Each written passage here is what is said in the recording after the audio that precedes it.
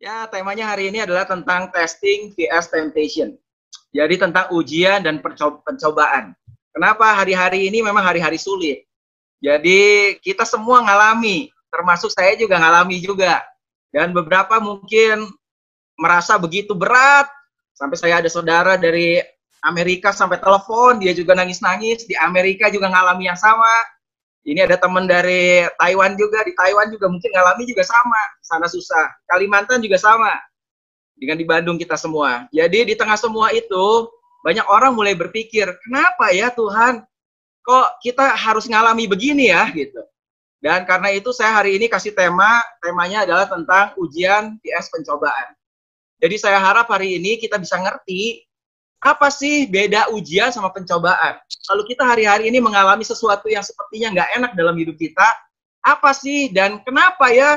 Karena tadi kan banyak pertanyaan, orang bilang selalu, Tuhan, kenapa ya Tuhan? Kenapa ya?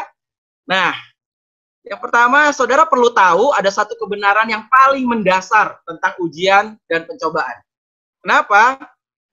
Dikatakan di sini bahwa apabila seorang dicobai, janganlah ia berkata, pencobaan ini datang dari Tuhan. Itu di Yakobus 1 ayat 13.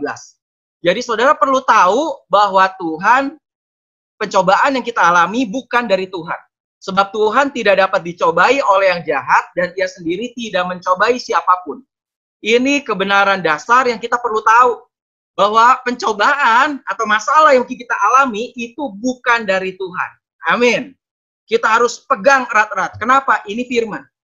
Kenapa? Karena Tuhan tidak dapat dicobai oleh yang jahat dan ia sendiri tidak mencobai siapapun. Kita perlu tahu ini. Karena itu ayat berikutnya bilang, saudara-saudaraku yang kukasihi, janganlah sesat. Bahasa Inggrisnya dikatakan, don't be deceived. Atau jangan sampai tertipu. Berarti apa? Banyak orang yang akan tertipu. Mereka tertipu apa? Mereka berpikir bahwa pencobaan atau masalah yang kita alami itu datang dari Tuhan. Padahal semua masalah, semua pencobaan tidak datang dari Tuhan. Itu dulu. Makanya jelas dibilang di Yakobus, jangan sampai tertipu. Jangan sesat ini, jangan tertipu. Kenapa? Karena setiap pemberian yang baik dan setiap anugerah yang sempurna datangnya dari atas, dari Tuhan, dari Bapa. Diturunkan dari Bapa segala terang. Padanya tidak ada perubahan atau bayangan karena pertukaran. Kita tahu Bapa kita disebut the Father of Light. Dia adalah Bapa segala terang. Berarti, kalau saudara nyalain lampu, di mana ada terang, tidak ada gelap. Nggak mungkin terang bisa bersatu dengan gelap, katanya. Jadi nggak mungkin ada bagian terang dan bagian gelap. Di mana ada terang, tidak ada kegelapan. Bapa kita adalah Bapa terang. Makanya dikatakan, every good gift and every perfect gift is from above. Semua yang baik justru itu datang dari Tuhan. Kenapa? Dia nggak punya semua yang buruk. Dan kalau nggak punya, bisa nggak kita ngasih? Saya nggak punya uang, bisa nggak saya bisa kasih uang? Nggak bisa. Dengan kata lain, Bapak itu hanya punya sesuatu yang baik.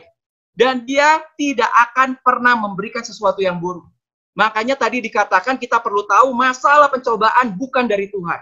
Ada nggak katanya orang, Bapak itu kalau minta roti kemudian dikasih batu.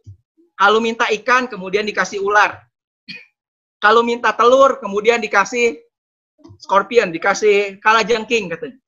Dikatakan kalau kita aja Bapa di dunia tahu memberikan yang baik buat anak-anak kita, how much more?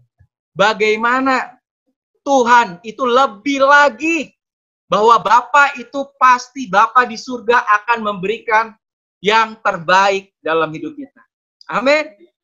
Makanya kita perlu tahu the truth, kebenarannya about God, kebenarannya tentang Tuhan kita.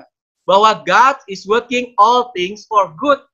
Ayatnya Roma 8 ayat 28 bilang apa? Bahwa Tuhan selalu turut bekerja dalam segala sesuatu mendatangkan kebaikan. Dan kita sering nyanyi juga, God is good all the time God is good. Bahwa Tuhan selalu baik setiap waktu. Dan setiap waktu Tuhan selalu baik. Jadi gak ada alasan lagi bahwa kita perlu tahu siapa Tuhan kita. Tuhan kita adalah Tuhan yang baik. Nah, ini dulu basicnya, ini dulu dasarnya. Nah, hari ini saya mau bahas tentang ujian dan pencobaan. Dan ada 3 hal yang sebetulnya saya mau sampaikan. Jadi goalnya setelah saudara dengar hari ini, saudara bisa jawab 3 pertanyaan ini. Where they come from? Dari mana datangnya? pencobaan itu. What they mean. Apa artinya? Buat apa itu pencobaan itu ada sepertinya. And how to defeat them. Gimana caranya kita bisa ngalahin itu. Oke, nah. Dari mana datangnya pencobaan? Dari mana datangnya? Dari setan. Itu udah pasti. Bahwa pencobaan dari awalnya, dari kitab Kejadian, bahkan dari Kejadian 3, itu kita tahu bahwa setanlah yang mencobai. Dan Yesus juga pernah alami. Yesus juga pernah dicobai. Di sini to be tempted by the devil. Dia juga dicobai oleh setan. Ayatnya bilang di situ ia tinggal 40 hari lamanya dan dicobai iblis. Jadi siapa yang mencobai? Dari mana datangnya masalah dalam hidup kita? Pencobaan itu datangnya yang pertama dari setan. Dari iblis. Dan strategi daripada setan, strategi daripada iblis, itu adalah yang pertama dia deception. Yaitu apa? Dia tipu. Makanya tipu muslihat iblis. Itulah dia tipu. Kemudian apa? Dia mulai kirim tes. Setelah ketipu, dikirim pencobaan. Setelah itu yang ketiga, dia pakai accusation. Atau apa? Dia condemnation. Dia tuduh. Jadi ada tuduhan-tuduhan. Begitu kita mulai jatuh, kita mulai mempertanyakan Tuhan. Kenapa ya Tuhan? Kenapa kok begini? Kenapa Tuhan kasih ini? Kenapa ada masalah ya? Kenapa ya? Kenapa ya? Dan mulai tuduhan-tuduhan dari iblis mulai datang. Itulah cara daripada iblis. Dan dia pakai apa? Menyerang pikiran kita. Di dalam pikiran kita mulai mikir, iya ya, kok Tuhan gitu ya, kok Tuhan begini ya, kenapa begini ya, kenapa begitu ya. Jadi kita harus tahu. Dan kita lihat ini, contoh dari kitab Kejadian. Ini pertama kali muncul pencobaan nih. Buat siapa? Ya ke Hawa. Dikatakan di Kejadian 2 ayat 16 bilang gini. Lalu Tuhan memberi perintah ini kepada manusia. Semua pohon dalam taman ini boleh kau makan buahnya dengan bebas. Tetapi pohon pengetahuan tentang baik dan yang jahat itu janganlah kau makan buahnya. Sebab pada hari engkau memakannya, pastilah engkau mati. Kita tahu ada semua pohon boleh dimakan. Tapi pohon pengetahuan baik dan jahat nggak boleh dimakan. Kalau dimakan, kamu akan mati. Ini kata Tuhan. Dan kemudian datanglah itu si iblis. Dalam rupa ular. Dia putar balik itu kebenaran. Mungkin saudara nggak tahu, coba kita lihat nih. Ini menarik. Ular itu mulai datang dan dia berkata kepada perempuan itu. Tentulah Tuhan berfirman, semua pohon dalam taman ini jangan kamu makan buahnya, bukan? Loh, tadi Tuhan bilang di sini apa? Semua pohon dalam taman boleh kamu makan. Tapi iblis mulai putar balik. Makanya itu deception, penipuan. Iblis mulai putar balik kebenaran. Semua pohon jangan dimakan, kan? Kemudian apa? Hawa bilang apa? Lalu sahut perempuan itu kepada ular itu, enggak, buah pohon-pohonan dalam taman ini boleh kami makan. Tapi tentang buah pohon yang ada di tengah-tengah taman, Tuhan berfirman, jangan kamu makan ataupun raba buah itu, nanti kamu mati. Nah, kalau saudara perhatikan baik-baik kata-katanya di situ, ternyata Hawa mulai kena dari deception-nya. Hawa kemudian bilang apa? Semua buah pohon boleh dimakan, tapi pohon yang di tengah-tengah itu, kata Tuhan, nggak boleh dimakan ataupun diraba.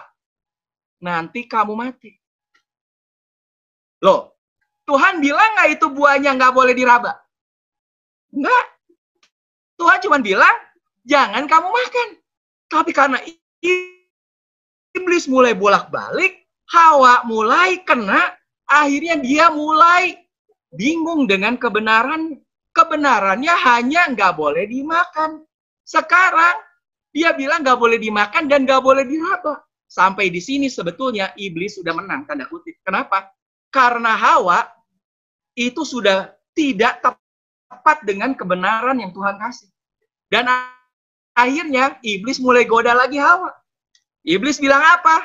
Tetapi ular itu berkata kepada perempuan itu, sekali-kali kamu nggak akan mati. Hawa bilang tadi kalau dimakan atau diraba kamu mati. Kemudian ular bilang apa? Nggak akan mati. Coba aja kamu raba. Buktiin. Kata Tuhan nggak boleh diraba nanti mati. Buktiin. Dan mungkin Hawa mulai raba itu. Dan waktu Hawa raba, mati ya? Nggak mati. Kenapa? Ya karena Tuhan bilang apa? Nggak ada kata kata jangan diraba. Dan ketika dia raba, dia nggak mati. Akhirnya iblis mulai bilang apa? Nah, lihat kan? Berarti Tuhan salah.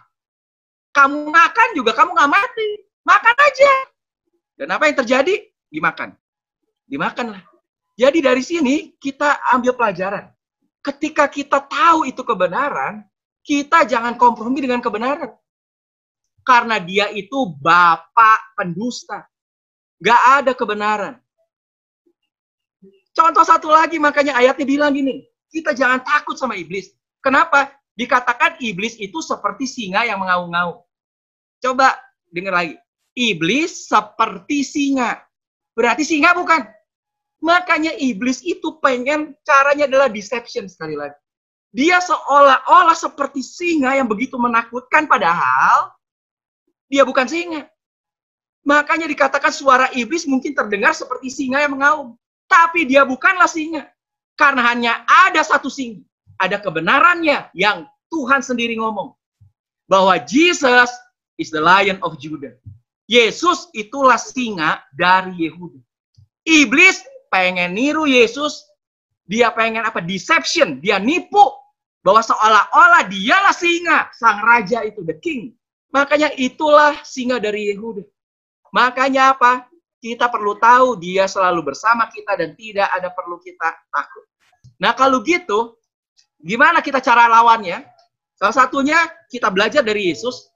Ketika Yesus dicoba oleh iblis, dia lawan dengan kalimat apa? Dia selalu mulai kata-kata dengan apa? Ada tertulis. Iblis suruh rubah batu jadi roti. Tuhan bilang apa? Ada tertulis. Manusia tidak hidup dari roti saja. Karena itu apa? Kita perlu tahu kebenaran. Ada tertulis, maksudnya tertulis di mana? Tertulis di dalam firman Tuhan. Firman Tuhan itulah yang harus kita pegang. Kita jalani hidup kita, nggak ada yang lain. Itulah firman, itulah pengharapan kita. Di tengah semua masalah, di tengah semua pencobaan, itulah. Dan tadi kan dikatakan, siapa iblis? Iblis itu di Yohanes 8 ayat 4 bilang apa? Iblislah yang menjadi bapamu. Ini Yesus lagi bilang kepada orang-orang Farisi. Dan kamu ingin melakukan keinginan bapamu. Ia adalah pembunuh manusia sejak semula. Dan tidak hidup dalam kebenaran. Sebab di dalam dia tidak ada kebenaran. Apabila ia berkata atas kehendaknya sendiri. Sebab ia adalah pendusta dan bapa segala dusta. Memang dia tukang bohong, nggak ada kebenaran. Padahal Yesus bilang apa? Akulah jalan dan kebenaran dan hidup. Akulah firman. Makanya firman itulah kebenaran. Yesus adalah kebenaran. Yohanes 17 ayat 17, Yohanes 14 ayat 6. Firman itulah kebenaran, Yesus itulah kebenaran. Iblis justru mau menyerang kebenaran ini. Makanya hari-hari ini kita perlu kuat di dalam kebenaran firman. Mulailah baca banyak firman. Saya udah, ini kan di rumah terus nih. Saya suruh anak-anak saya setiap hari 3 pasal. Kalau capek untuk baca, mulailah apa? Dengar. Sekarang kan ada audio Bible. Setiap hari 3 pasal. Paling nggak apa? Dengar. Baca, dengar. Kenapa? Inilah kekuatan kita firman. Kenapa? Karena iblis selalu tipu. Apa yang kebenaran, Tuhan ngomong, itu pasti terjadi. Tapi iblis serang itu. Makanya apa? Kita perlu tahu. Di dalam hidup ini sebetulnya apa yang perlu kita percaya? The truth is what you believe. Hanya kebenaranlah yang kita percaya. Jangan dengar omongan iblis, jangan dengar omongan dunia.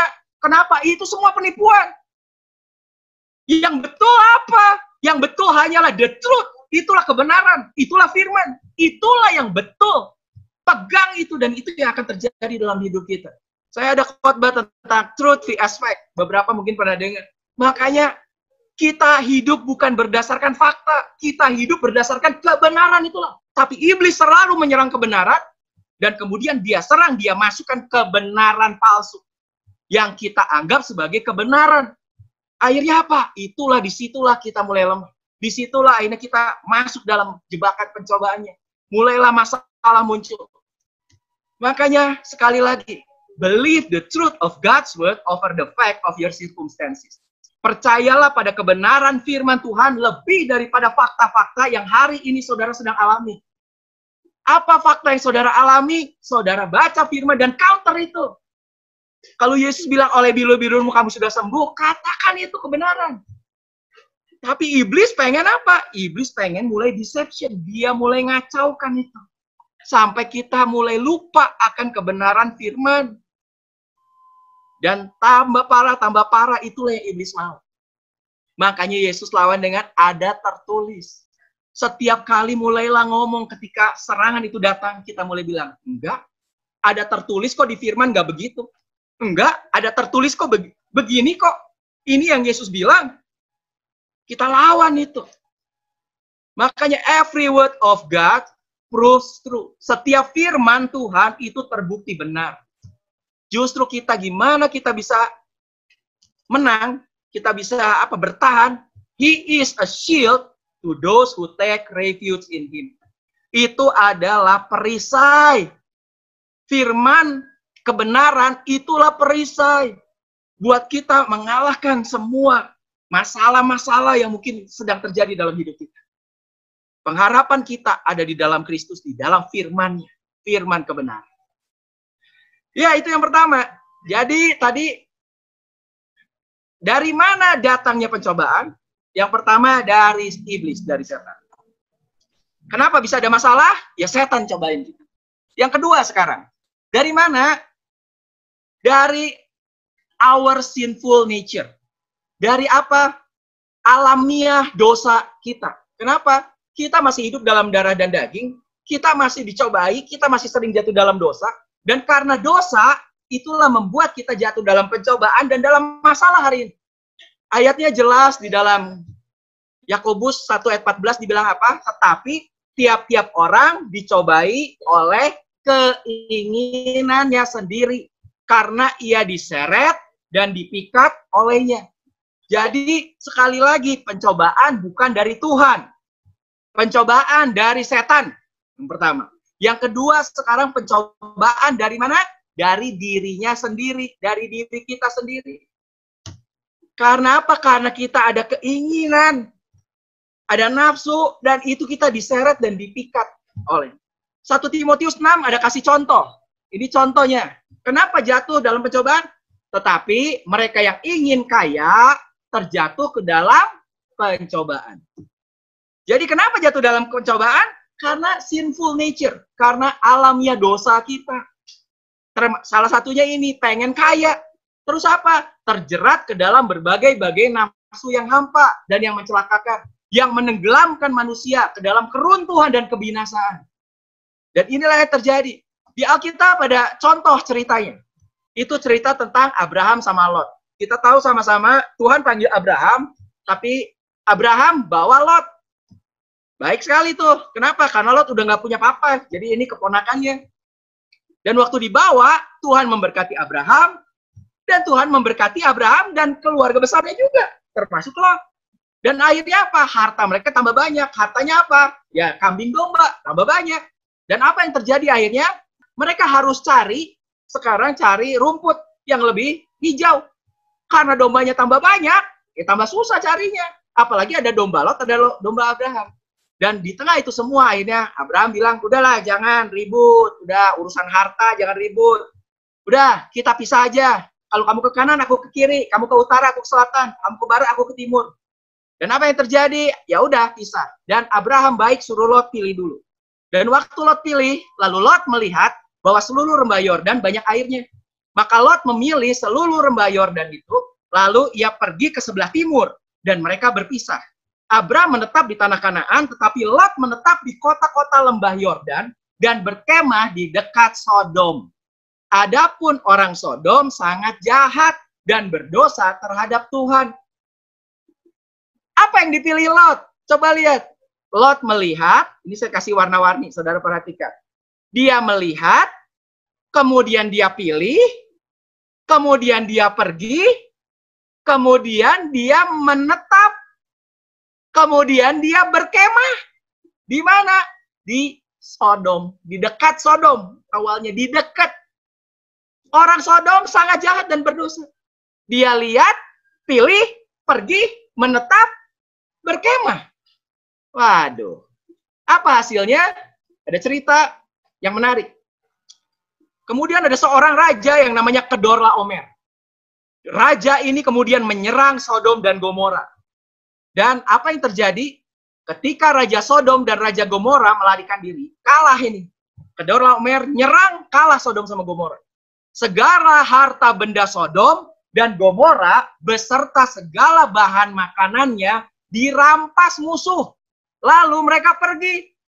Nah, Lot ternyata ada di Sodom, paling nggak dekat Sodom. Juga Lot, anak saudara Abram, beserta harta bendanya dibawa musuh. Kenapa bisa begitu? Ternyata ada clue-nya lagi. Ada penjelasannya. Sebab Lot itu apa? Diam di Sodom. Nah, tadi berkemah dekat Sodom, ternyata lama-lama dia diam di Sodom tuh. Makanya waktu Kedorlaomer datang, dia nyerang Raja Sodom sama Gomora, kena dia. Dan dirampas semua hartanya. Habis tuh. Saudara lihat. Tadi makanya dikatakan apa? Dari mana masalah atau pencobaan datang? Tadi bicara salah satunya misalnya tentang keuangan. Karena banyak orang yang pengen cepat kaya. Mereka mulai berpikir dengan cara-cara mereka sendiri. Dan akhirnya apa? Kerugian besar tuh. Ada dalam masalah tuh. Akhirnya apa? Nah ini nih salah satunya. Akhirnya apa? Habis semua tuh. Harta bendanya dirampas sama musuh. Sama Kedorlaomer. Karena apa? Ya karena salah sendiri tuh. Kenapa dia berkemah dekat Sodom dan menetap? Oh, orang Sodom jahat. Harusnya udah tahu orang jahat, dia dijauhin tuh. Tapi kabar baik. Kabar baiknya apa? Lihat. Ketika Abraham tahu bahwa ini apa ponakannya Lot itu ternyata habis tuh hartanya dirampas Sodom Gomora di itu. Akhirnya Abraham mengumpulkan 318 orang yang terlatih untuk perang. Dia kejar itu akhirnya, dia kejar sampai ke daerah Dan. Dan tujuan Abraham sebetulnya cuma apa sih? Untuk nyelamatin Lot. Untung ada Abraham sebagai gambaran dari Bapa di surga. Kesalahan kita ditolong tuh sama Bapa. Dan buat Lot juga Abraham seperti bapaknya. Kenapa? Yaitu pamannya. Ini kan ponakannya. Udah nggak punya papa Lot itu. Makanya buat Abraham ini seperti anak yang harus ditolong. Ditolong tuh. Dibebasin. Setelah itu apa? Dibalikin semua hartanya. Rampasannya dibalikin. Tapi yang menarik ceritanya, setelah dibalikin lagi itu hartanya, di manakah Lot tinggal? Apakah Lot ikut Abraham? Atau dia cari tempat baru? Ternyata Lot return to Sodom. Lot balik lagi ke Sodom. Aduh. Dan kita tahu ceritanya kemudian. Ceritanya apa? Didatangi, satu kali Abraham didatangi sama malaikat, 2 orang malaikat. Dan di tengah itu kemudian diceritain kenapa, mau apa. Dan kemudian malaikat bilang apa? Saya mau pergi ke Sodom karena Tuhan mau hancurkan Sodom dan Gomora, menunggang balikan dengan api. Waktu Abraham dengar gitu, apa yang dilakukan dia? Dia berdoa. Dan kita tahu sama-sama doanya seperti apa? Ini kalimatnya yang bagus. Apakah engkau akan melenyapkan orang benar bersama dengan orang fasik? Jauhlah kiranya daripadamu berbuat demikian. Membunuh orang benar bersama orang fasik. Sehingga orang benar itu seolah-olah sama dengan orang fasik. Abraham memposisikan Lot adalah orang benar tuh. Dan Tuhan berfirman, jika kudapati 50 orang benar dalam kota Sodom, aku akan mengampuni seluruh tempat itu karena mereka. Dan Abraham kemudian mulai tawar-menawar. Kita tahu mulai dari 50, 40, 30, 20, sampai 10. Dia mulai tawar, Tuhan, kalau ada 10 aja orang benar, kira-kira Tuhan mau bumi hanguskan nggak itu Sodom Gomora? Dan Tuhan bilang apa? Nggak akan. Abraham mungkin berpikir, masa 10 aja nggak ada? Gitu. Tapi kenyataannya emang nggak ada tuh. Dan apa yang terjadi? Kedua malaikat ini pergi ke Sodom. Dan tiba di Sodom pada waktu petang. Lot sedang duduk di pintu gerbang. Lot ngapain? Duduk di pintu gerbang Sodom.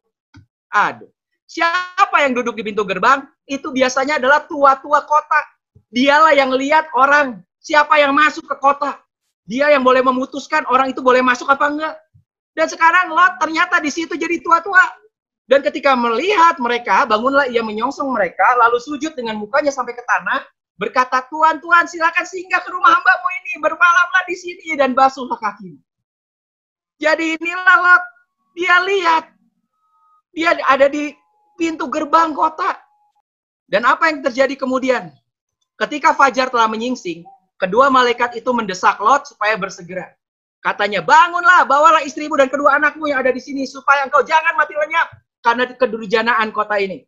Ketika ia berlambat-lambat, maka tangannya, tangan istri, tangan kedua anaknya dipegang oleh kedua orang itu, kedua malaikat itu, sebab Tuhan hendak mengasihani dia. Wow! Siapa Lot? Orang yang selalu jatuh lagi tuh dalam pencobaan. Tapi dikatakan di situ, Tuhan hendak mengasihani dia. Kenapa Tuhan mengasihani Lot?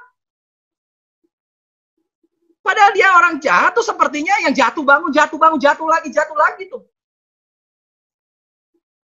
Sampai dipaksa juga. Dan kita tahu ceritanya, ada cerita istri Lot itu yang tetap lihat ke belakang. Tuhan udah bilang, jangan. Dia lihat gimana ya nasibnya, semua hartanya, rumahnya, semua. Kali ini betul-betul habis, bis semua hartanya. Karena semua rumah, semua hartanya ada di Sodom. Dan habis tuh. Dan istrinya lihat jadi tiang garam. Siapa Lot? Tuhan menyelamatkan Lot. Siapa? Orang yang benar. Sebab orang benar ini, bahasa Inggrisnya bilang the righteous man. This righteous man, orang benar ini tinggal di tengah-tengah mereka yang jahat. Wow. Ternyata Lot itu orang benar bukan? Orang benar. Wah, masa begitu? Lo baca di 2 Petrus. Kenapa? Karena Abraham hidup jauh sebelum ada hukum Taurat. Hukum Taurat muncul oleh Musa. Siapa Musa? Yaitu dari Abraham, Ishak, Yakub, 12 suku. Kemudian di Mesir. Kemudian keluar dari Mesir, barulah muncul hukum Taurat. Sedangkan Abraham hidup bukan zaman hukum Taurat. Ternyata Abraham hidup di zaman anugerah. Zaman grace juga. Makanya sekali Tuhan pilih Abraham dan keluarganya, engkau adalah orang benar. Termasuk Lot dibilang situ. Tuhan menyelamatkan Lot orang benar. Dan lihat kalimat berikutnya. Ini kabar baik buat saudara. Maka nyata bahwa Tuhan tahu menyelamatkan orang-orang saleh, orang-orang benar ini dari pencobaan. Tadi gara-gara siapa datang pencobaan dan masalah? Gara-gara kesalahan dirinya sendiri. Tapi meskipun pencobaan itu kalau datang atau menimpa kita karena kesalahan diri kita sendiri, jangan khawatir, jangan kecil hati, jangan dengar iblis. Percayalah pada kebenaran firman, the truth-nya. 2 Petrus 2 bilang apa? Tuhan tahu menyelamatkan saudara kalau saudara adalah orang benar. Meskipun kesalahan yang saudara lakukan itu karena kesalahanmu sendiri. Karena pencobaan. Tuhan tahu menyelamatkan orang-orang saleh dari pencobaan. Dan tahu menyimpan orang-orang jahat untuk disiksa pada hari penghakiman. Jangan khawatir. Saudara perlu tahu, apalagi sekarang kita sudah dalam zaman anugerah. Yesus sudah lahir untuk menebus semua dosa kita. Christ became sin, so that in Him we might become the righteousness of God. Yesus yang sudah ambil semua dosa dan kesalahan kita. Makanya sekarang kita, Tuhan bilang apa? Kamu adalah kebenaran. Kamu adalah orang benar di dalam Tuhan, dalam Kristus. Kita adalah orang benar. Dan buat orang benar tadi dibilang apa? Tuhan bilang apa? Dia tahu menyelamatkan orang benar. Dia tahu. Tuhan pasti tolong. Jangan khawatir. Percayalah saudara orang benar. Dan kebenaran yang Yesus berikan, itu adalah free gift. Hadiah. Cuma-cuma. Gratis. Saudara yang belum, rasanya udah semua ya. Tapi kalau saudara belum, terimalah itu. Dan setelah terima Yesus, percayalah saudara orang benar. Saudara dibenarkan oleh Tuhan. Dan buat orang benar, Tuhan akan menyelamatkan. Kita orang benar karena iman kepada Yesus. Buat semua orang yang percaya, kita dibenarkan, dijadikan orang benar. Dan lihat kenapa hari ini Tuhan bisa menyelamatkan kita orang benar. Karena Yesus yang menanggung semua kesalahan kita. Dia juga, he was tempted in the same way we are tempted. Dia juga sudah dicobai sama seperti kita dicobai. Dia, tapi bedanya dia tidak berdosa. Tapi ketika kita berdosa, dosa kita ditanggung oleh dia. Dan apa pencobaan kita juga yang menghasilkan masalah, mungkin kita jatuh dalam pencobaan, menghasilkan masalah dalam hidup kita, ditanggung oleh Yesus. Itulah. Makanya sekarang we can feel free to come before God. Apa kita bisa datang ke hadirat Tuhan? Kita orang benar. Percayalah itu. Inilah kebenaran. Jangan mau ditipu lagi oleh iblis. Jadi sekali lagi saudara-saudara, buat saudara yang mungkin jatuh hari ini karena masalah yang saudara buat sendiri, karena masalah yang saudara bikin, karena saudara ya jatuh dalam pencobaan karena kita, saudara perlu tahu, when we fail, God is still near. Ketika kita jatuh, Tuhan tetap dekat bagi kita. Dan saudara perlu tahu, ketika kita jatuh, Tuhan itu bukan apa? Kamu gimana? Berkali-kali kamu jatuh, kurang ajar ya, nggak mau denger sih. Ya nggak begitu tuh. Dikatakan di sini, when we fail, God does not say, I am disappointed in you. Kamu, aku kecewa. Tuhan nggak ngomong gitu. Saudara perlu tahu, ketika saudara jatuh, Tuhan bilang apa? When we fail, God say, I am disappointed for you. Kalau kamu kecewa, aku juga kecewa bersama dengan kamu. Aku juga kecewa. It's okay. Tapi Tuhan bilang apa? Aku tetap mengasihi kamu. And God's love me despite the fact that I fail Him every day. Bahkan ketika setiap hari mungkin kita gagal, Tuhan tetap mengasihi. Kenapa? There is more mercy in Christ than sin in us. Ada lebih banyak pengampunan dari Kristus daripada dosa yang ada dalam kita. Jadi kalau memang hari ini saudara ada dalam masalah yang saudara buat sendiri, jangan khawatir. Kita tahu bahwa kita adalah orang benar. Dan janji Tuhan buat orang benar adalah apa? Dia akan menolong kita orang benar. Tuhan tahu untuk menolong setiap orang benar bahkan ketika jatuh. Makanya God's grace is greater than your past atau mistake. Kasih karunia Tuhan jauh lebih besar daripada masa lalumu, daripada kesalahanmu, daripada kegagalanmu. Kapan saudara buat? Ya pasti masa lalu kan. Dan hari ini saudara mungkin ngalami itu. Jangan khawatir. God's grace is greater. Kasih karunia Tuhan jauh lebih besar. Kasih karunia Tuhan jauh lebih besar. Amin. Yang ketiga. Jadi yang pertama tadi apa? Yang pertama, dari mana masalah itu datang? Dari setan. Yang selalu mencobai kita. Yang kedua, dari mana? Dari diri kita sendiri. Karena kita punya sinful nature. Yang pengennya selalu berdosa. Atau apa ya, kita kadang jatuh juga. Tapi hari ini saudara perlu tahu, kenapa Tuhan akan selalu tolong kita. Dan yang ketiga, dari mana masalah itu datang? Dari mana sih kita ngalami itu semua? Yang ketiga adalah karena kita hidup in the fallen world. We all live in the fallen world. Hari ini kita hidup di dunia yang sudah jatuh. Kenapa? Dunia ini sudah berdosa. Dan dosa itulah akar segala masalah. Jadi apa? Hari ini wajar, bukan wajar ya. Kenapa? Kita kok nggak ngapa-ngapain, kok kita jadi ikut susah ya? Semua ngalami kesusahan. Tadi dibilang saya juga ngalami kesusahan. Saya hamba Tuhan. Biasanya apa? Setiap minggu saya nggak ada di Bandung. Paling di Bandung itu 5 bulan sekali lah gitu. Jadwal padat. Keliling sana sini, sana sini, sana sini. Sejak Februari nggak kemana-mana. Pesawat aja nggak ada.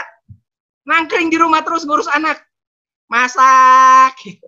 Ajak main. Jadi apa? Ya itu masalah selalu ada. Dan kenapa? Ya karena kita memang ada di dunia yang sudah jatuh. Contoh, kalau kita nyetir aja, kita nggak salah. Ikut aturan semua. Bisa tiba-tiba apa? Ada mobil labrak, jeger. Ada masalah buat kita. Kenapa kita dapat masalah? Ya karena memang kita hidup di dunia yang sudah jatuh. Makanya ayatnya di Roma 8 ayat 22 bilang apa? seluruh ciptaan, the whole creation groaning. Semua ciptaan mengerang. Mereka lagi bilang, aduh, katanya. Kenapa begini? Semua ciptaan. Makanya memang kita punya pengharapan bahwa kita bukan dari dunia. Kita pengharapannya apa ya? Pengharapan kita, Yesus datang lagi jemput kita. Itulah pengharapan orang percaya. Tapi sekarang kita ada di dunia, ya sudah. Memang inilah yang mungkin kita sedang alami. Dan itu ada contohnya juga di Alkitab. Sekarang ini ada contoh juga Elia. Kita ambil pelajaran dari Elia. Apa? Kenapa itu Elia? Kita tahu Tuhan hukum bangsa Israel waktu itu yang rajanya adalah Ahab. 3,5 tahun tidak turun hujan. 3,5 tahun tidak turun hujan dan gak ada embun. Bayangin, embun aja gak ada. Air apalagi 3,5 tahun gak ada hujan. Aduh, gak ada hujan setahun aja mungkin udah susah ya. Ini semua kering. Mau minum susah, jangankan mau mandi. Mau minum aja mungkin udah susah. Dan di tengah itu semua, pertanyaannya, Elia, orang benar, nabinya Tuhan, ngalami nggak kesusahan? Ngalami. Kenapa? Karena memang kita hidup di dunia yang jatuh. Jadi apa? Ketika ada masalah di dunia, ya otomatis kita juga ngalami. Sekarang ada virus corona, ya kita juga ngalami. Jadi bukan cuma saudara aja yang mungkin, waduh kok berat. Saya bilang tadi saya juga susah. Sepertinya. Nah, Elia juga ngalami 3,5 tahun nggak ada hujan tuh. Tapi apa kabar baiknya? Tuhan selalu punya jalan keluar. Tuhan suruh Elia pergi ke tepi sungai Kerit. Dan gimana urusan makan? Tuhan kirim burung gagak yang tiap hari kirim roti sama kirim daging. Jadi makanannya Elia dikirim sama burung gagak. Tiap hari dikirim roti sama dikirim daging. Bayangin tuh. Sekali lagi, di tengah masalah dunia, seperti corona sekarang yang ada, dan mungkin kita juga terkena imbasnya, kita orang benar percayalah bahwa Tuhan tahu tadi. Selalu ada pertolongan. Percaya. Percaya. Elia, Tuhan kirim burung gagak. Tapi lagi-lagi, ada nggak masalahnya kemudian? Kalau saudara baca di situ, ada lagi masalah. Kenapa? Ini nggak ada hujan 3,5 tahun. Lama-lama, sungai Kerit juga kering katanya. Dan sekarang Tuhan suruh Elia pergi ke Sarfat. Selalu ada jalan keluar. Dan di Sarfat dia ketemu seorang janda yang punya anak. Dan kemudian Elia bilang apa? Kasih kepada aku, bikinin makanan sama minuman. Aus nih, jalan dari sungai Kerit sampai ke kota Sarfat. Nggak makan, nggak minum. Aus, saya minta minum, bikinin roti. Jandanya bilang apa? Kebetulan kita lagi mau bikin roti nih. Tapi masalahnya, ini roti terakhir. Karena apa? Tepung sama minyaknya udah habis. Ini roti terakhir, kita mau makan, setelah itu kita juga, ya udah gimana nanti mau mati aja. Dan ternyata Tuhan tahu tuh. Bahkan Tuhan bukan cuma menyelamatkan orang benar, tapi ternyata kenapa sungai Kerit kering? Karena Tuhan tahu hari itu ada orang di Sarfat, seorang janda yang punya anak, kalau Elia nggak datang dia bakal mati. Makanya sepertinya Tuhan keringin itu sungai. Sampai nggak bisa minum lagi dan Tuhan suruh Elia pergi. Dan akhirnya kita tahu, mujizat terjadi. 1 Raja-Raja 17 ayat 16 bilang apa? Itu tepung dalam buli-buli, tepung dalam tempayan, itu nggak pernah habis. Dan minyak dalam buli-buli, itu nggak pernah habis juga, nggak pernah kering. Wow! Akhirnya kita lihat apa? Tuhan memelihara Elia. Bukan cuma Elia. Sekarang Tuhan memelihara Elia dan janda Sarfat. Jadi ketika ada masalah di sungai Kerit, ternyata Tuhan punya rencana yang lain. Tuhan kirim Elia, Elia terpelihara, janda Sarfat sama anaknya terpelihara juga. Saudara lihat. Dan sekarang masalah tidak stop sampai di situ. Ada nggak masalah lagi? Ada, namanya juga hidup di dunia. Hanya orang yang sudah meninggal Dia nggak punya masalah. Makanya kita sama-sama berdoa, minta Tuhan cepat datang. Cuman itulah yang nggak ada. Sekarang Elia udah enak tuh makan. Ada masalah? Ada lagi tuh masalah. Apa masalahnya? Gak lama kemudian katanya, tiba-tiba anaknya mati. Ini janda marah sama Elia. Dia bilang apa? Ini gara-gara kamu nih. Kamu ada di tempat ini, di rumah ini, kamu datang, makanya mati anak saya. Sekarang Elia malah disalahin. Kamu gara-garanya.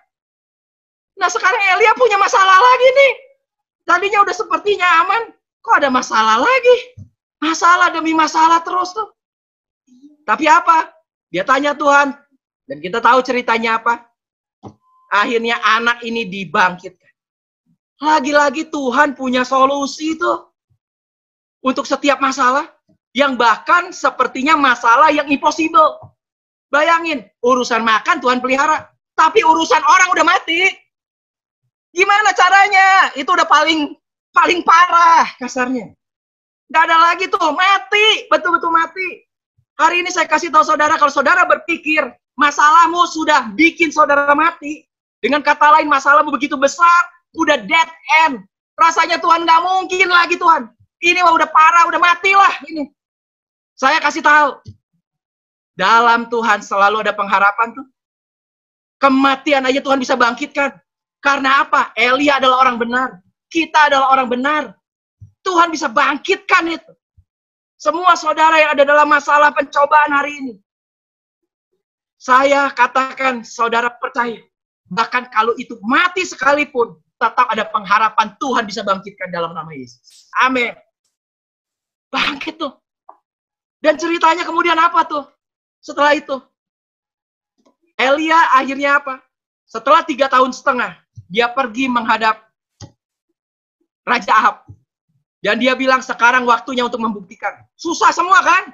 Raja Ahab susah, semua orang Israel susah. Ini waktunya membuktikan siapa Tuhan yang benar. Kita tahu sama-sama akhirnya apa? Tantangan tuh sama nabi-nabi Baal. Siapa yang bisa turunin api? Itulah dia punya Tuhan yang benar. Dan kita tahu sama-sama, Elia berhasil menurunkan api. Dan semua nabi Baal itu apa? Dimusnahkan. Semua bangsa Israel berbalik lagi kepada Tuhan. Gara-gara Elia. Tapi masalah Elia tidak stop di situ. Ada lagi tuh masalah. Siapa?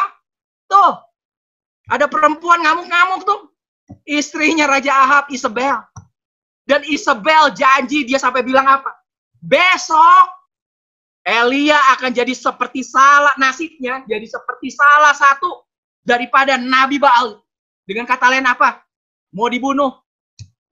Isabel promised to kill Elijah. Itu mau dibunuh tuh, ada lagi masalah. Dan di tengah itu semua, kali ini apa? Ya namanya juga masih orang ya. Mungkin capek tuh. Elia juga mungkin capek. Dia bilang masalah demi masalah, demi masalah, demi masalah.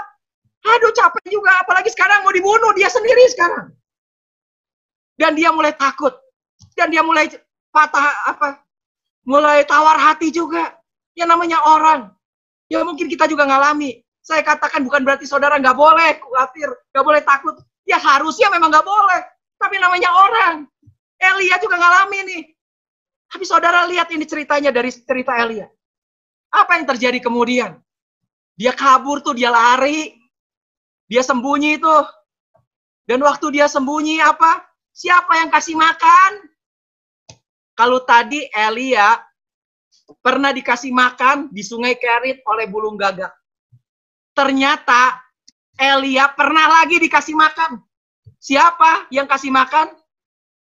Malaikat Tuhan datang, kasih makan kepada Elia, untuk kasih Elia kekuatan, sampai 3 kali waktu dia tidur dibangunin, makan. Elia makan, tidur lagi. Habis apa? Hopeless. Dia bilang ke Tuhan sampai minta mati. Tuhan, ambil aja nyawa saya Tuhan. Udah gak tahan lagi nih. Masalah terlalu berat. Mati aja saya Tuhan, mati aja. Tuhan bilang, terus apa? Di tengah itu semua, bangun, makan. Tidur lagi. Udah, bangun, makan. Bangun, makan. Dan akhirnya apa? Dia punya kekuatan untuk kabur dari Isabel. Dan siapa yang kasih makan kalau saudara lihat? Ini ada perbedaan. Ini satu kabar baik lagi. Apa? Ketika Elia kuat, pemeliharaan Tuhan, cukup Tuhan kirim burung gagak untuk kasih makan. Tapi ketika Elia stres, udah nggak ada pengharapan lagi sepertinya. Siapa yang Tuhan kirim? Tuhan sendiri yang datang. Malaikat Tuhan di perjanjian lama. Seringkali itu adalah Tuhan, penggambaran dari Tuhan sendiri. Di tengah kesusahan kita tambah berat, jangan khawatir. Pemeliharaan Tuhan selalu ada, bahkan Tuhan sendiri yang akan datang. God is always there when you most needed Him. Di tengah kita justru udah terpuruk dan sepertinya betul-betul udah gak ada harapan lagi, pengen mati. Saya kasih tahu di tengah itu semua, Tuhan yang justru akan datang menyelamatkan saudara. Amin. Jangan patah hati. Tetap berpengharapan. Kita orang benar. Tuhan tahu nyelamatin kita. Saya tahu banyak orang yang lagi nonton ini, teman-teman saya juga. Saudara mungkin mengalami banyak masalah. Beberapa saya tahu masalah saudara. Tapi saya mau katakan apa? Tetap berpengharapan.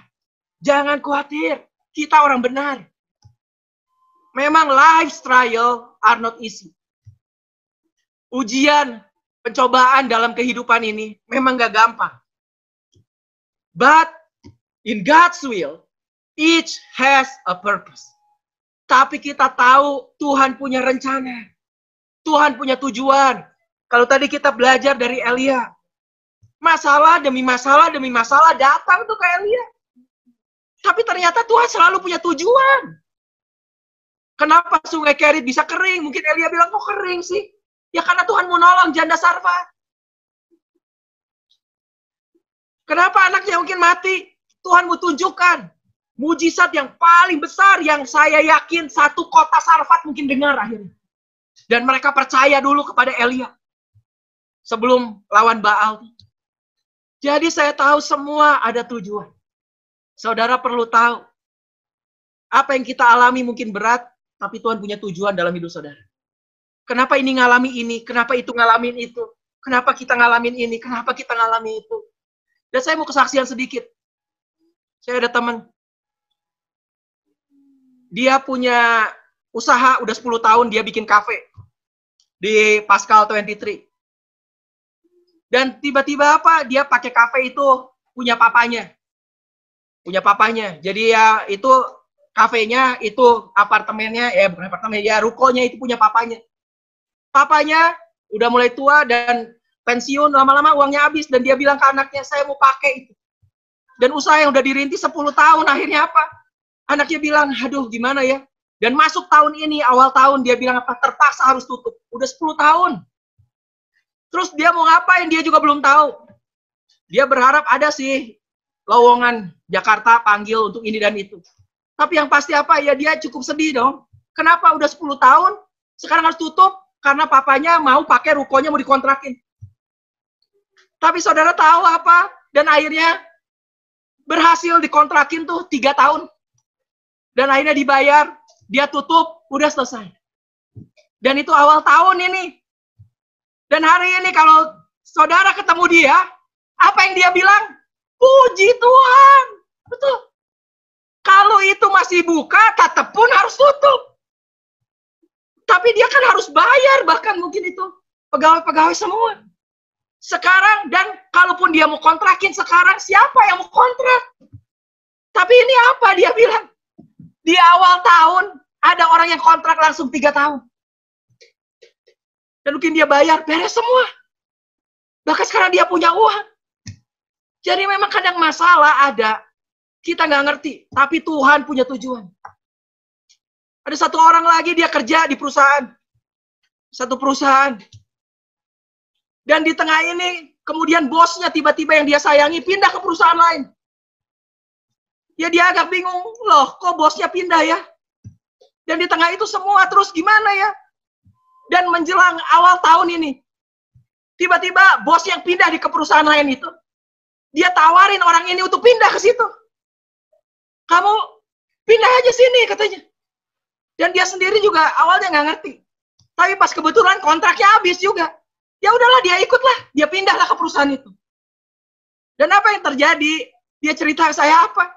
Perusahaan yang sebelumnya tidak lama kemudian tutup sampai hari ini belum buka.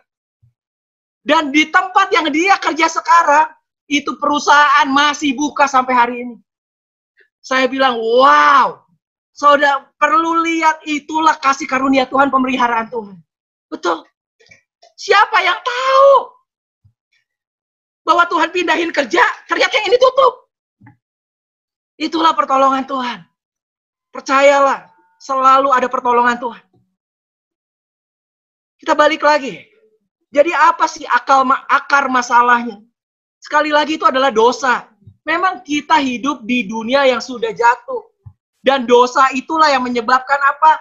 Penyakit, kematian, kesusahan, penderitaan. Tapi saudara perlu tahu kabar baiknya. Apa? Yesus 2000 tahun yang lalu, dia sudah turun ke dunia. Dan apa yang Yesus lakukan? Dia turun ke dunia untuk menebus dosa seluruh dunia. Jadi akar masalah dunia itu adalah dosa. Tapi saudara perlu tahu bahwa sebetulnya dosa sudah ditebus oleh Yesus 2000 tahun yang lalu. Yesus sudah tanggung semua dosa. Makanya hari ini saudara perlu tahu, kita orang yang percaya berbeda dengan orang yang masih hidup di dunia.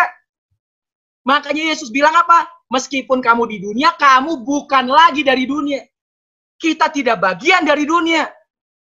Berbeda. Dosa tidak bisa menginfektif kita. Kita bisa jatuh dalam dosa. Kita bisa jatuh dalam pencobaan. Kita bisa jatuh dalam masalah. Tapi apa? Kita tetap orang benar. Dan buat orang benar, Tuhan pasti tolong. Makanya the only things that can make a new creation is the power of the cross. Itu karya salib Kristus, itulah jawabannya buat kita. Kita perlu tahu. Dan sebelum Yesus naik ke surga, setelah dia turun lagi, dia bilang apa? Lalu Yesus bilang apa? Di Matius 28 ayat 18. 3 ayat sebelum Yesus naik ke surga. Ini ayat yang luar biasa. Biasanya orang bilang, apa yang perkataan Yesus terakhir? Pergi, jadikan semua bangsa murid. Ya, itu betul, nggak salah. Tapi ada kalimat yang paling penting yang sebetulnya Yesus katakan. Yang Yesus bilang adalah apa? Lalu Yesus mendekati mereka dan berkata, semua otoritas, semua kuasa di surga dan atas bumi sudah diberikan kepadaku, kata Yesus. Ini kalimat sangat powerful. Apa? All authority. Semua otoritas di surga dan atas bumi sudah diberikan kepadaku, kata Yesus. Jadi sekarang otoritas di dunia ada di siapa? Ada di Yesus. Makanya ayat yang terakhir Yesus bilang apa? Sebelum dia naik ke surga, perkataannya. Be sure of this. Kamu harus yakin tentang hal ini. Apa?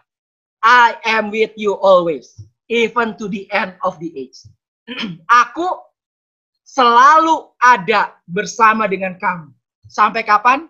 Sampai akhir daripada dunia. Karena dia tahu kenapa dia harus bersama-sama kita terus. Karena dia tahu. Yang ketiga tadi, kita sedang hidup di dunia yang sudah jatuh. Tapi Tuhan janjikan apa? Di tengah dunia yang sudah jatuh, dia selalu ada bersama kita. Perlindungan Tuhan atas hidup kita ada. Penyertaan Tuhan, pertolongan Tuhan, jalan keluar, semua masalah Tuhan ada dalam buat kita. Itulah jawabannya. Bagian terakhir. Jadi kita udah tahu sekarang. 3 hal penyebab pencobaan dalam hidup kita. Setan, iblis, terus apa lagi? Diri kita. Yang ketiga, dunia yang memang sudah jatuh. Makanya Yesus bilang apa? Nah, sekarang apa tujuannya nih? Pencobaan. Makanya Yesus bilang, berdoalah supaya kamu jangan jatuh ke dalam pencobaan. Yesus bilang, berjaga-jagalah dan berdoalah supaya kamu jangan jatuh ke dalam pencobaan. Roh memang penurut, tapi daging lemah. Yesus bilang, Memang sih, kalau kamu jatuh, aku pasti tolong. Kamu orang benar. Tapi masalahnya, kan susah. Makanya kamu tetap berdoa. Jangan sampai kamu jatuh dalam pencobaan. Kenapa? Nanti ya susah hidup kamu. Kalau saudara nyuri, Tuhan tetap ampuni. Tapi saudara digebukin masuk penjara. Gitu. Jadi makanya Tuhan bilang, tetap kita berdoa. Berdoa apa? Tuhan, jangan bawa saya ke dalam pencobaan. Makanya Yesus ajarin, lead us not into temptation, but deliver us from evil. Jangan bawa ke dalam pencobaan, tetapi lepaskan dari yang jahat itu. Kata jangan bawa ke dalam pencobaan, lead us not into temptation. Temptation di sini pakai kata peirasmos. Sebetulnya peirasmos ini lebih luas. Jadi apa kalau saudara lihat? Pencobaan tadi kan datangnya dari iblis. Itu di sini. Tapi di mata Tuhan, Tuhan buat pencobaan menjadi ujian. Tadi sekali lagi temanya adalah ujian lawan pencobaan. Test vs temptation. Apa sih bedanya? Beda. Pencobaan datang dari iblis, dari diri sendiri, dari dunia. Tapi kemudian Tuhan buat pencobaan menjadi ujian di mata Tuhan bagi kita. Sekali lagi, dengar baik-baik. Pencobaan yang iblis buat, taruhlah iblis lah. Tuhan buat di mata Tuhan itu menjadi ujian buat kita juga. Apa sekarang bedanya? Nah, kita lihat dulu. Inilah ayatnya bilang, Yakobus 1 ayat 12. Berbahagialah orang yang bertahan dalam pencobaan. Ada pencobaan. Tuhan bilang apa? Berbahagialah yang bisa bertahan. Kenapa? Sebab apabila kamu sudah tahan uji. Lihat, ini pencobaan, ini ujian. Jadi ternyata pencobaan yang iblis buat, yang terjadi dalam hidup kita, di mata Tuhan, dia jadikan itu sebagai ujian bagi kita.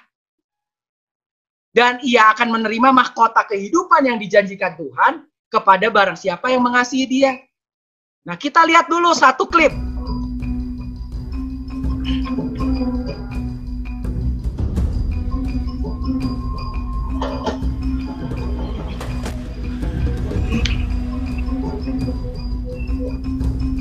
Ini ada mobil bagus-bagus kok ditabrakin ya? Kenapa ya mobil bagus-bagus ditabrakin? Ini BMW seri 5. Ditabrakin tuh. Ini Audi A6.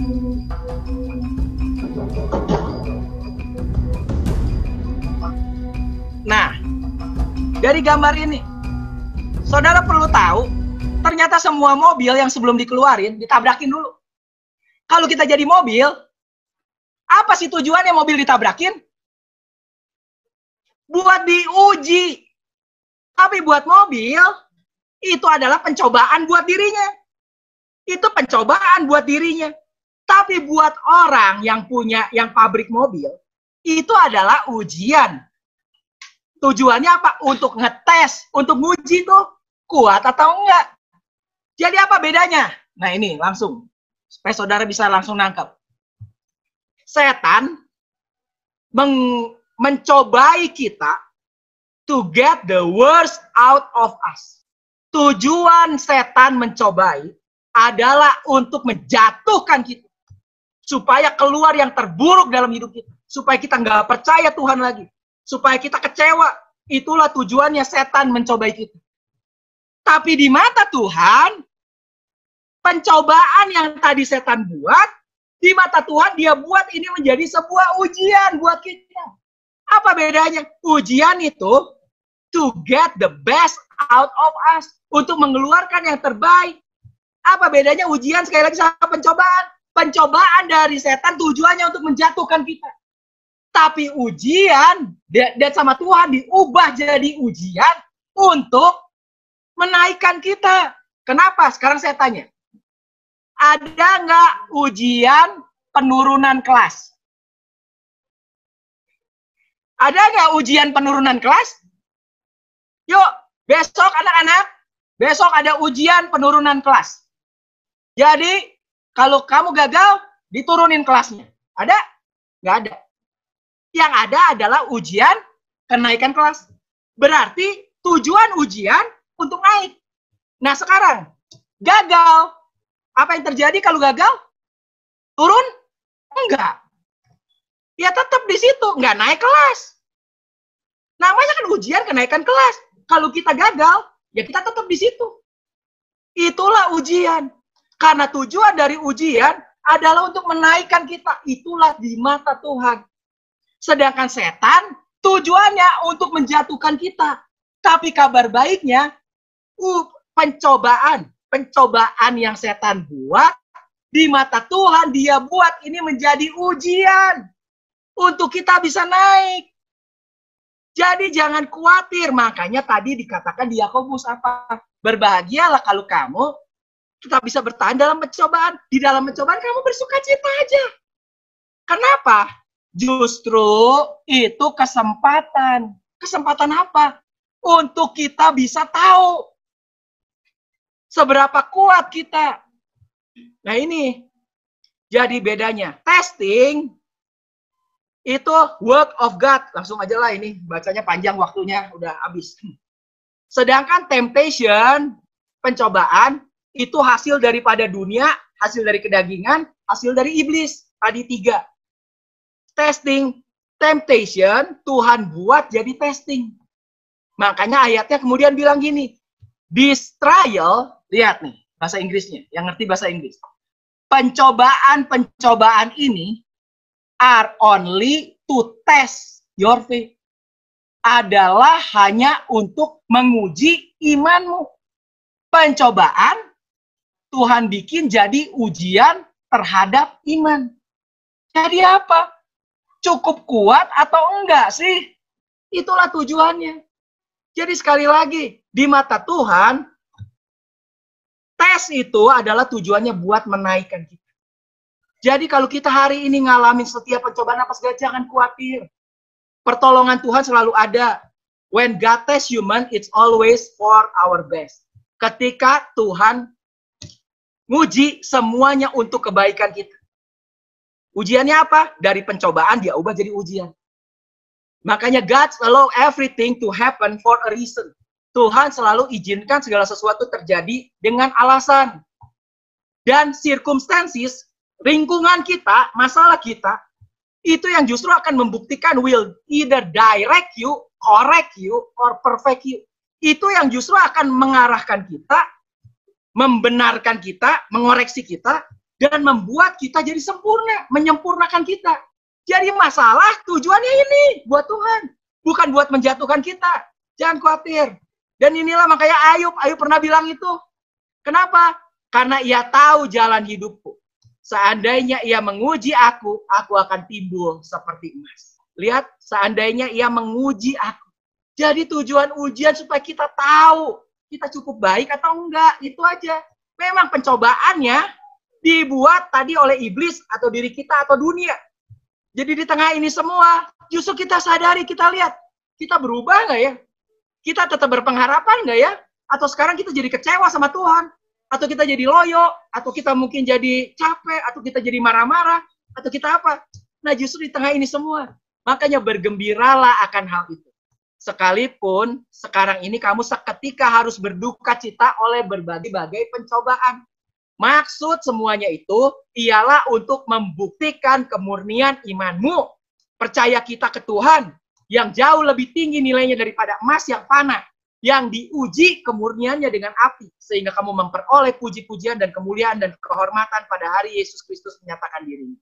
Sekali lagi pencobaan Tuhan ubah jadi ujian bagi kita. Justru pencobaan ada, kita yang tahu membuktikan. Kita sendiri yang tahu, oh saya tuh udah bisa naik kelas. Oh, saya tuh belum. Oh, saya tuh kok jadi begini ya? Kok jadi begitu? Makanya ada kalimat bagus. To realize the word of the anchor, we need to feel the storm. Untuk kita tahu seberapa kuat itu kekuatan jangkar, gimana cara ngujinya? Makanya perlu ada badai. Semakin badai kuat, semakin kita tahu, oh jangkar kita cukup kuat. Jadi tujuan ada badai di tengah badai ini. Kita justru yang tahu, oh saya tetap bisa percaya ke Tuhan. Oh saya bisa tetap tenang. Oh saya bisa tetap pengharapan. Berarti apa? Itulah tujuannya. Makanya jangan terlalu khawatir dengan keadaan saudara. Justru di sini kita harus tetap percaya. Lihat, oh iya ya, ternyata saya kurang ya. Oh ternyata saya kurang percaya. Oh ternyata saya stres juga ya di tengah ini semua. Oh berarti saya butuh Tuhan. Tapi kita tetap percaya pertolongan Tuhan selalu ada. Kadang Tuhan izinkan ada Goliat muncul dalam hidup kita.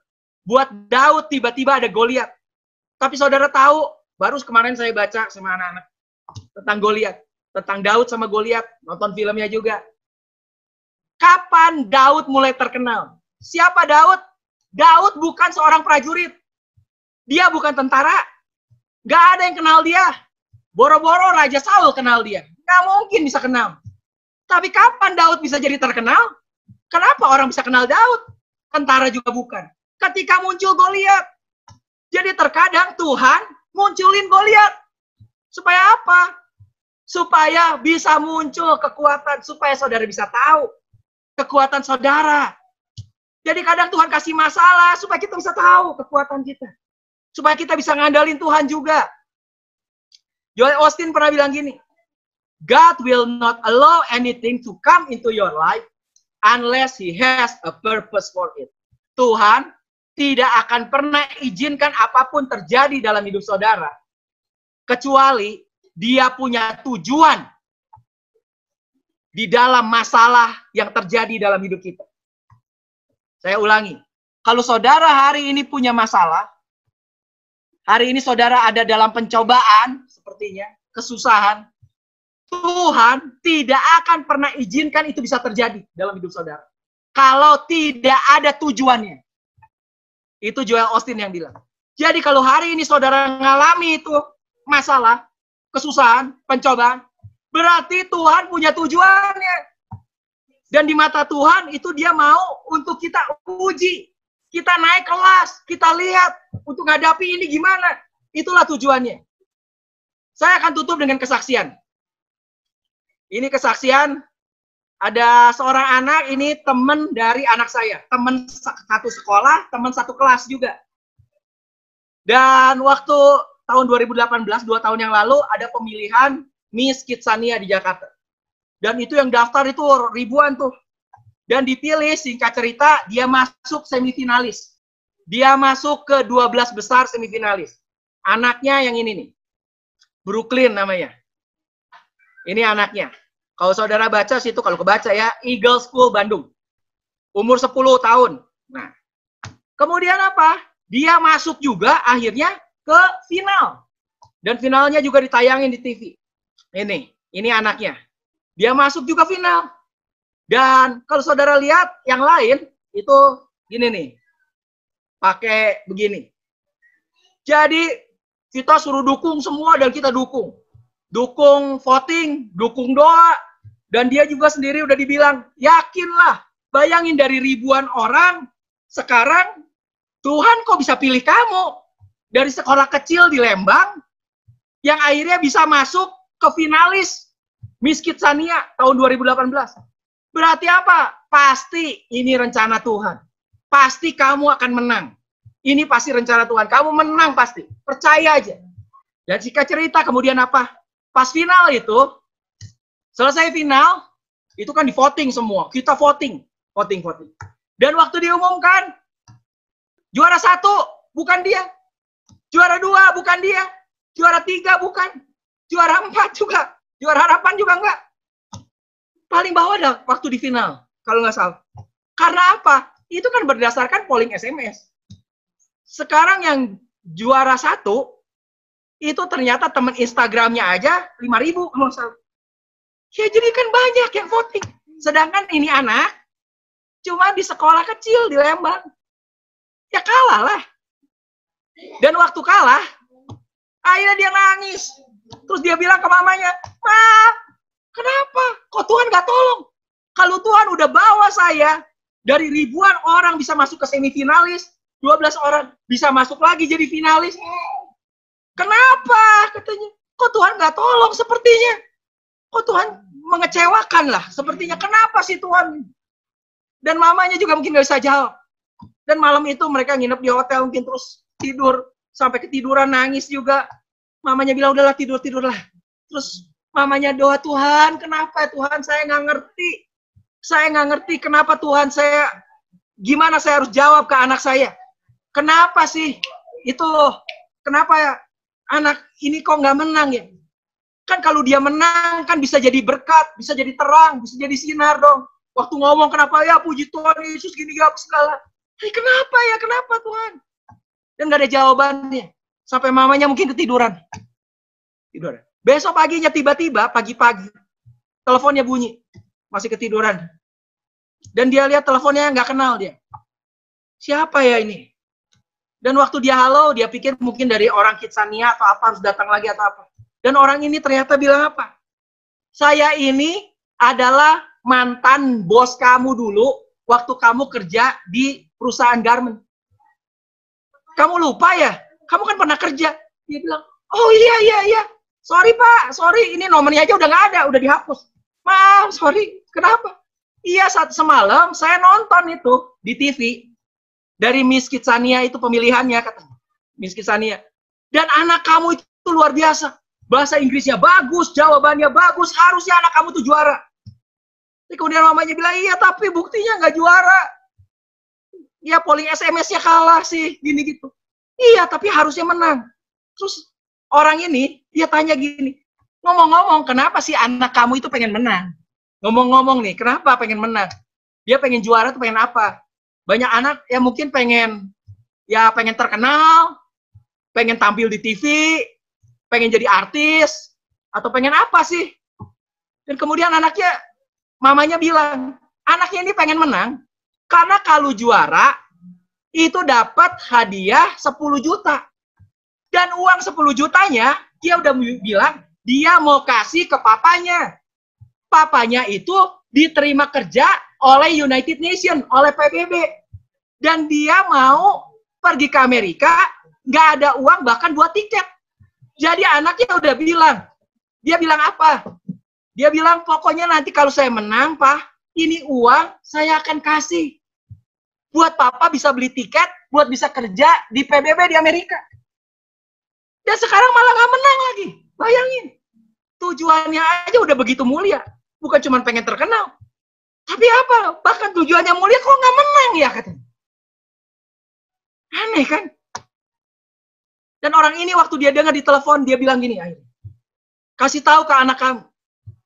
Kalau memang tujuan dia pengen menang, dia pengen dapat uang, untuk papanya bisa beli tiket, kasih tahu dia sudah menang. Katanya. Kalau tujuannya itu kan, kasih tahu dia sudah menang. Supaya apa? Jangan down itu anak kamu.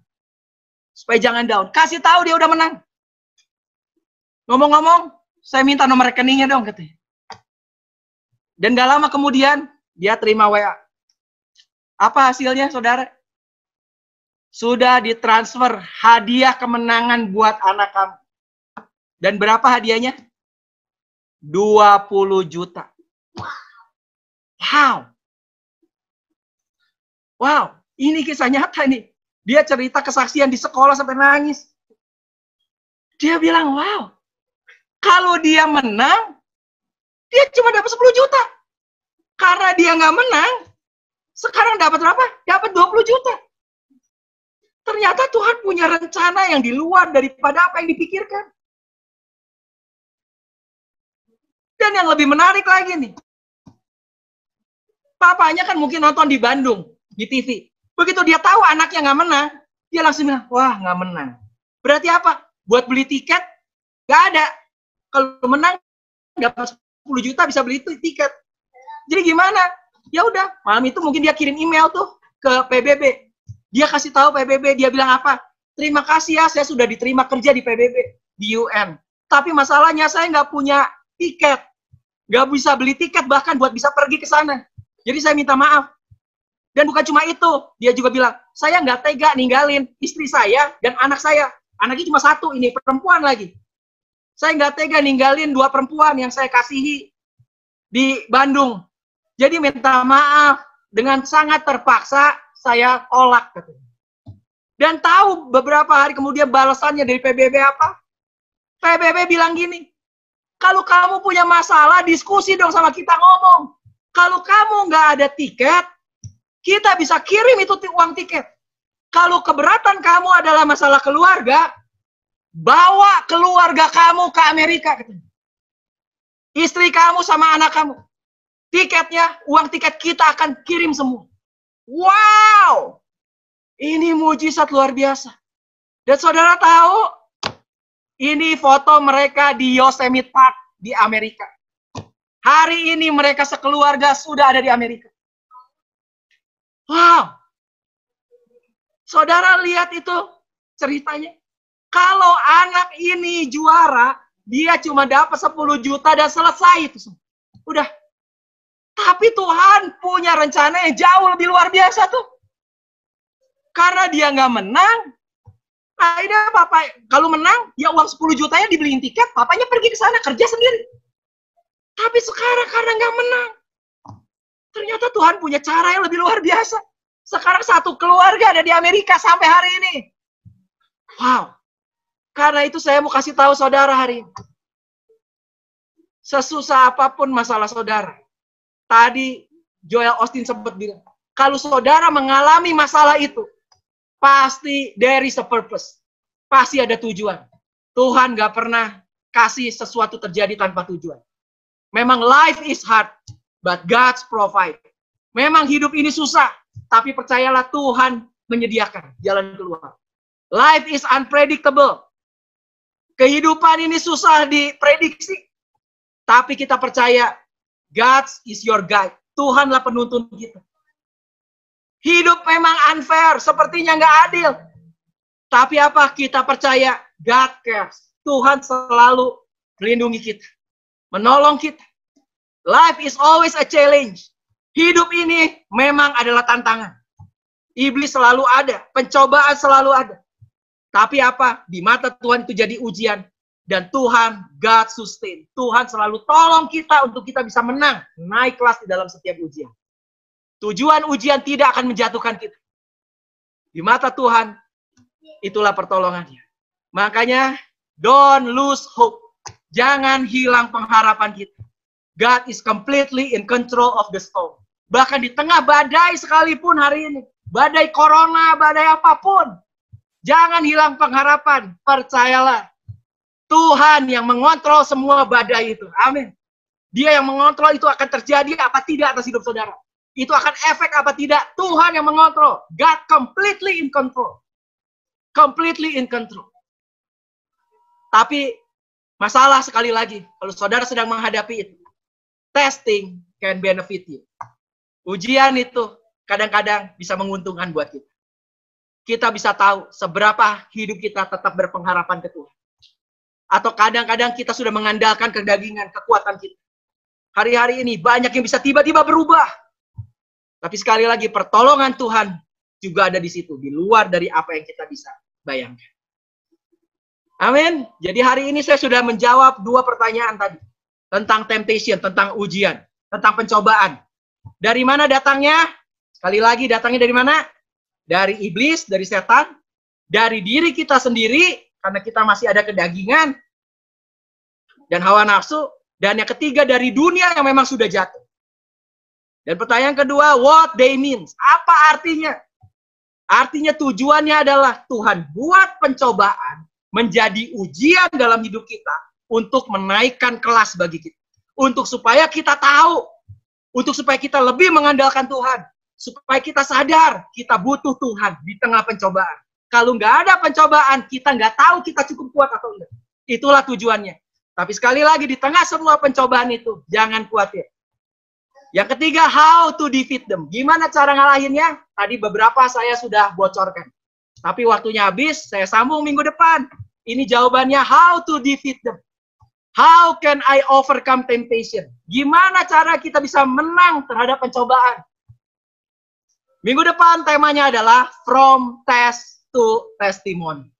Dari ujian, from test akan muncul testimoni, akan muncul kesaksian. Dari ujian menjadi kesaksian. Supaya apa? Di tengah masalah ini saya harap saudara tetap berpengharapan karena kita tahu bahwa tes yang Tuhan buat itu justru akan membuat kita punya testimoni, punya kesaksian. Gimana kita bisa punya kesaksian kalau kita nggak punya masalah? Karena tidak ada mujizat tanpa masalah. Amin. Mari kita berdoa.